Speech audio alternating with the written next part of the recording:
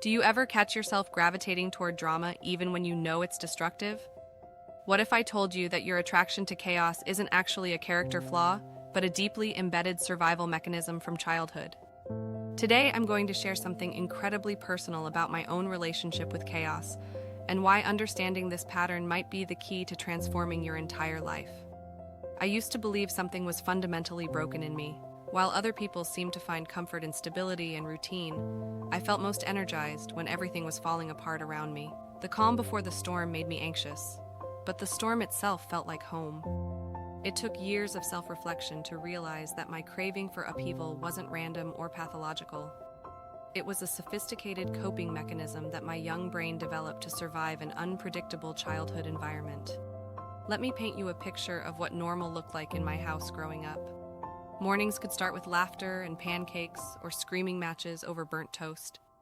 There was no way to predict which version of my parents would show up on any given day.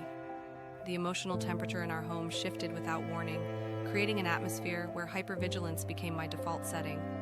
I learned to read micro-expressions and voice tones like a survival skill because anticipating the next emotional earthquake meant I could brace for impact.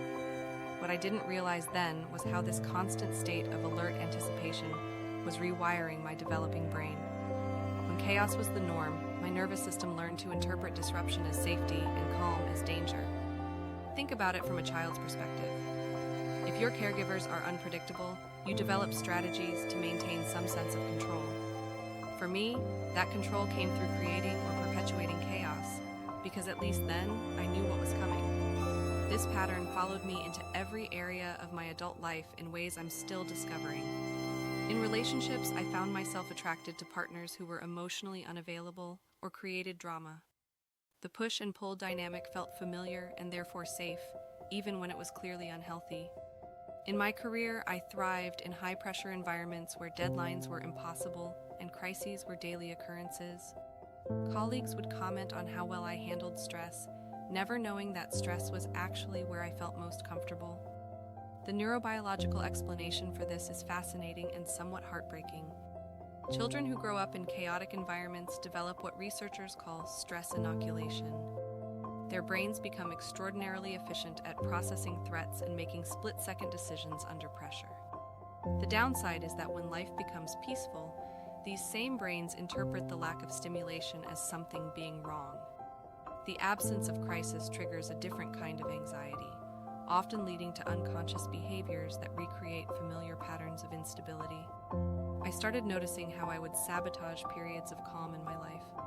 Just when things were going smoothly, I'd pick fights with loved ones, take on unrealistic commitments, or make impulsive decisions that created unnecessary complications. It wasn't malicious or even conscious. My systems simply didn't know how to exist in tranquility because tranquility had never been safe.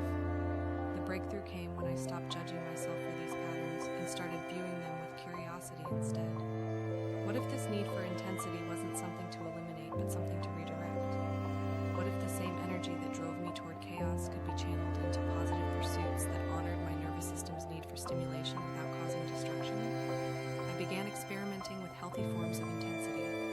Rock climbing gave me the adrenaline rush I craved while building confidence and physical strength. Starting a business provided the uncertainty and challenge my brain seemed to require, but within a framework that created value rather than destruction. I discovered that my tolerance for ambiguity and ability to think quickly under pressure were actually superpowers when applied intentionally. The healing process wasn't linear or simple.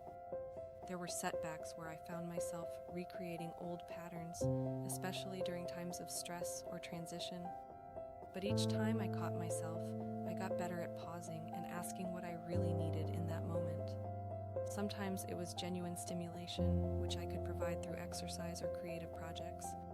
Other times it was actually safety and comfort, which I was trying to avoid because it felt foreign. Learning to tolerate and eventually enjoy peace required rewiring decades of conditioning. I had to practice sitting with calm without creating crisis. I had to learn that boredom wasn't dangerous and that stability wasn't a trap. Most importantly, I had to develop a new relationship with my own nervous system, treating it like a scared child who needed patience and understanding rather than judgment and suppression. Today, I can honestly say that I've found a middle ground that honors both my need for excitement and my desire for genuine well-being. I've learned to create what I call conscious intensity rather than unconscious chaos. I still take on challenging projects and seek adventures, but they're aligned with my values and goals rather than being driven by unhealed wounds. If any of this resonates with you, I want you to know that recognizing these patterns is the first step toward freedom. Your attraction to chaos doesn't make you broken or difficult.